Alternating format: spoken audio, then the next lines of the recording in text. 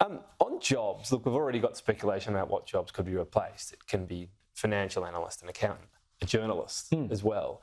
What's your principle on that? Should there be protections in place, or is that hindering technology? Will jobs just go because the technology and others are created and that's what happens? Well, I think business and government needs to think deeply about how technology gets used in the community and what some of the impacts are. In this case, what are the job impacts?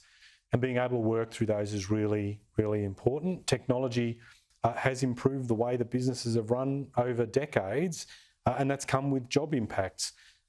Being able to work out if someone's job is affected and how they'll be treated, really important stuff. We recognise too that longer term jobs are going to get more complex, and that means we've got to invest in education, which is what we're doing as a government, either through universities or through TAFEs.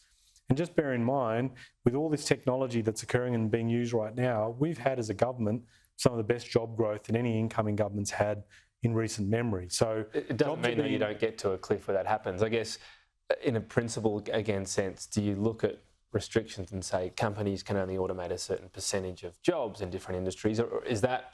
I think you have to be careful about, to be completely frank, answer your question directly, you have to be careful about setting those type of restrictions. But it does, I have for years, and you and I have spoken for quite some time about the way in which technology impacts society and in this case jobs. The thing I've always been concerned about is the businesses that have been slow to use technology suddenly want to play catch up, bring technology in, and it has a big job impact. The more that businesses plan and think about the impact of the way they use technology on their existing workers and workforce, that will help them longer term. Okay. And I think also businesses don't want to lose necessarily their talented employees. They've built up a lot of experience, they add value to their firms, they make them strong, and we want to encourage that wherever we can. Just on the National Reconstruction Fund, the opposition having a crack at it, they point out that the Prime Minister's saying it's open for business, but, well, we're not a sort of year and a half since the election, no money's actually been invested. Is that a fair point from them? It seems slow to... Well, the coalition's been... I mean, the coalition are quick to criticise and slow with ideas of their own, and importantly, slow to learn from their own experience. They've not wanted to support the National Reconstruction Fund. They have a very convenient care when it comes to manufacturing. I mean, these people drove out car manufacturers and only recognised the value of manufacturing late in their nearly 10-year term in office. We want the National Reconstruction Fund to be able to rebuild manufacturing. That's going to be hard work, but we're committed to it. And we're doing a whole range of things within government, not just the National Reconstruction Fund.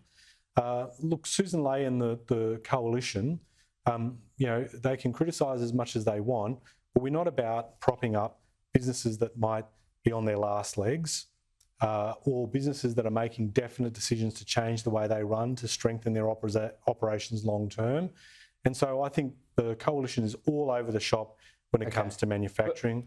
Political attack point, not a serious policy area. When will it invest its first dollar though? We're looking, we've now got the legislation through Parliament, put together the board. We're close to announcing a CEO. And we're hoping that those investment decisions get made as quickly as possible. We're not doing what the coalition did. Let me just make this point.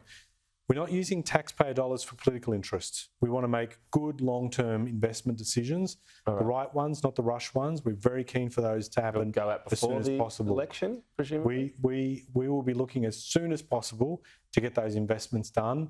But we set up an independent board deliberately. We don't want taxpayers thinking that their money is being used as a political slush fund like the coalition did.